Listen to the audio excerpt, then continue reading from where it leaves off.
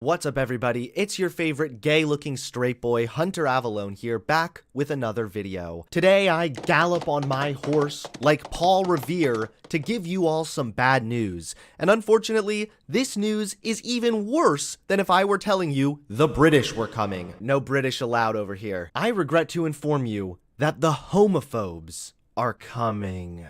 Now, there are a lot of different reasons why one would want to be so stupid. Of course, you have some people who are like woke scolds and they're really dumb, and they're behaving stupidly simply because, well, they're trying to be performatively woke and look like they're doing something even though they're helping no one. But homophobes act stupid primarily because they are just driven by hate, and hate is completely irrational. So today, we're going to look over just 3 instances of homophobes acting incredibly gay. Now we're gonna look at the oldest story and then the most recent story. So this story happened back at the beginning of last year, so kind of a while ago now. There's a suit being filed, and it's all because of this picture right here. What do you think when you guys look at this picture? I see a girl turning 15 looking really excited with a nice pretty rainbow cake. Wait, hold up. Rainbow cake? As in gay?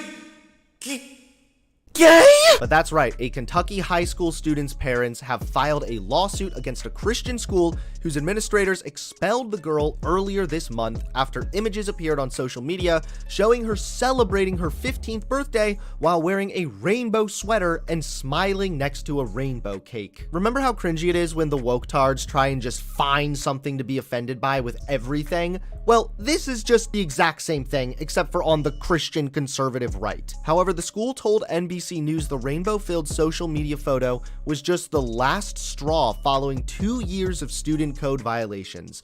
So we can look at these other student code violations, whatever, but why would you consider this to be the last straw? But while she said school administrators claimed in a roundabout way that the probation wasn't about her daughter's sexuality, there were signs that administrators were signaling the teen out for her perceived sexuality.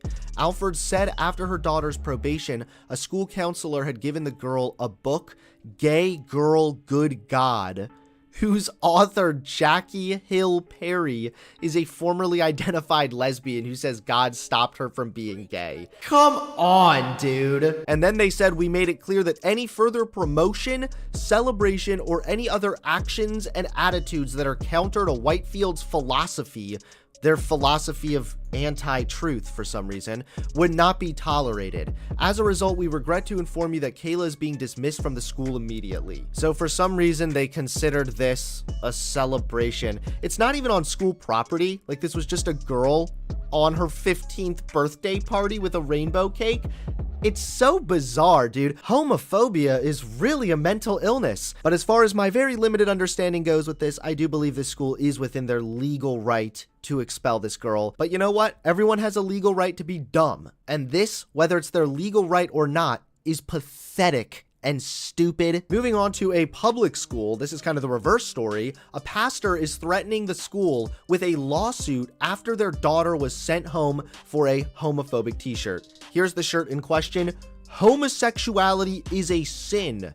1 Corinthians 6, 9 through 10. A homophobic pastor is threatening to sue a public high school in Tennessee after his daughter was sent home for wearing an anti-gay t-shirt. So this dipshit is a leader of an anti-LGBTQ hate group, Warriors for Christ. Homosexuals are always targeting children and want to take children from Christian homes to indoctrinate.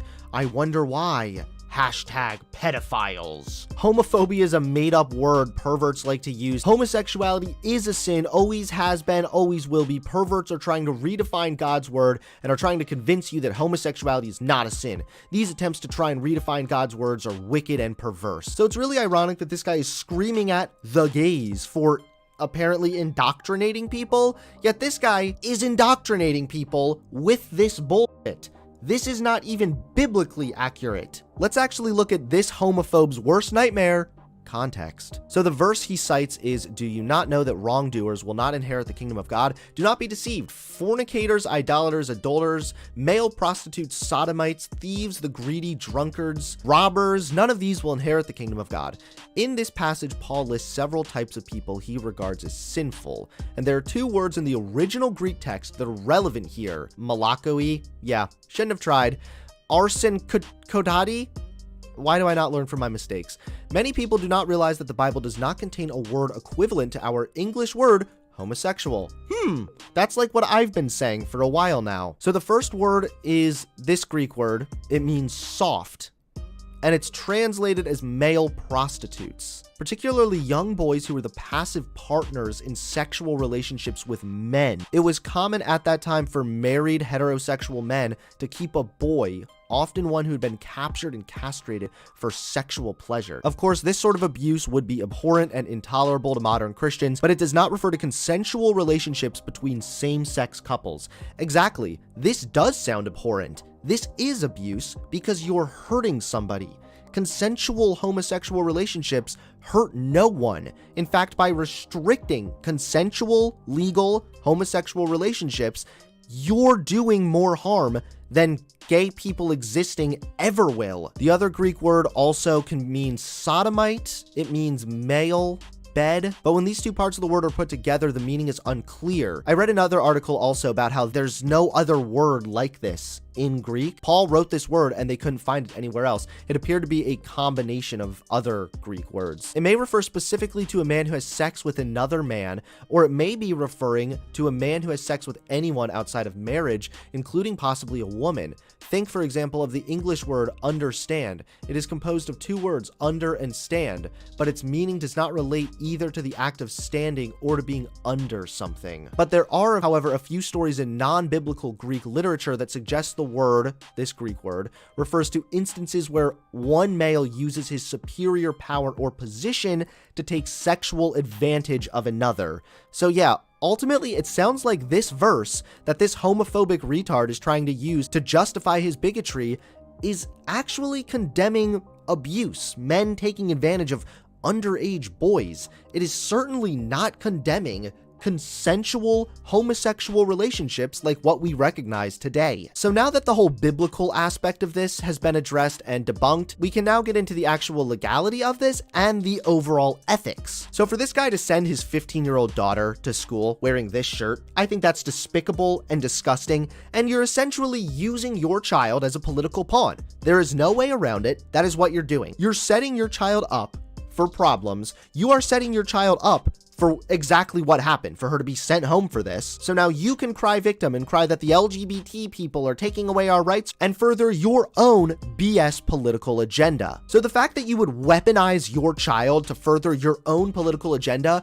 makes me think that you might be a little sick in the head. Really weird how you claim it's the left and the gays that are trying to indoctrinate children when it's you.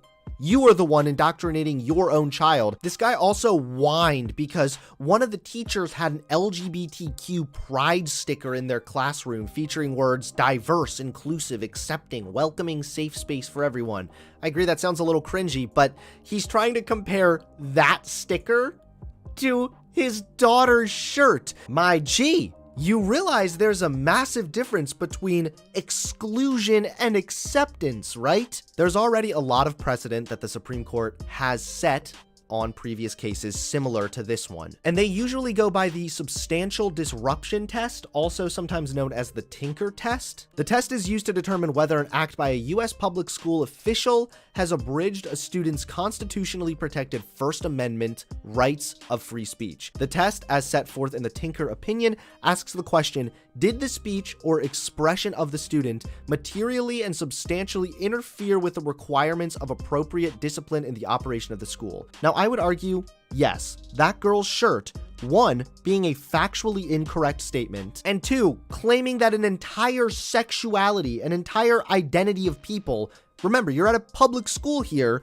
is somehow a sin based on your religion, I would say that's disruptive. The Supreme Court has also already established that political statements are allowed. You can wear a pro-Donald Trump t-shirt or something to a public school if you want to, but I would argue that exclusion and broadcasting that exclusion is substantial disruption. Like, could you imagine if this girl was wearing a shirt advertising that she thought any other identity was a sin? People are born black. Would you wear a shirt that says being black is a sin? No. I think there's a very high likelihood that when she gets older and is able to think for herself and is not being brainwashed by her father, she's going to regret this behavior. And we conclude with our most recent story earlier this month. In the month of February, yeah, second grade girl was expelled from a Christian school over telling another girl that she had a crush on her.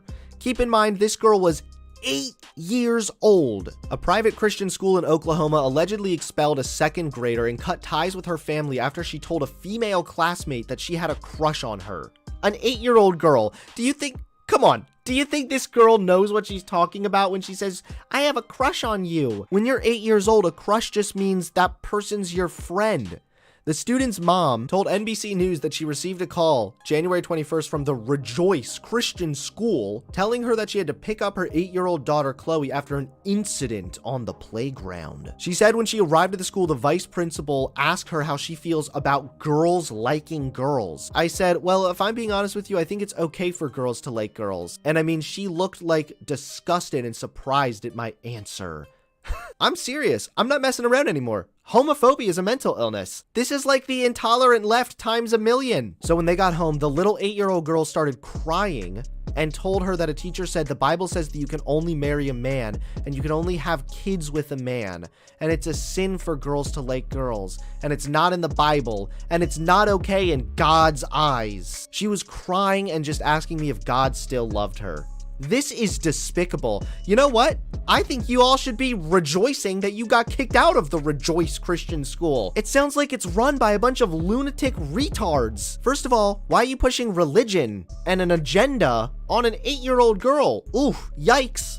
I thought that's what you guys are scared of the gays doing. And secondly, we've already established that this whole argument that the Bible says that it's wrong to be gay, it's factually incorrect. This is just as delusional as sitting a child down and telling them that God says the earth is flat. It's just not true. And you lunatics over here are so caught up with your nonsense, you're willing to expel an 8-year-old girl, scar her for life, and leave her crying and wondering if God still loves her, all because you think gay people are icky. The amount of mental gymnastics you have to go through is despicable. And it's so ironic that these homophobes enacting their bullshit homophobia is doing far more harm to the world than gay people existing ever have. And then even more so, the school cut ties with Chloe's 5-year-old brother also because the family's beliefs did not align with that of the school. You know what? I would say so what? Take that as a blessing, man. Isn't it ironic that it's always the biggest homophobes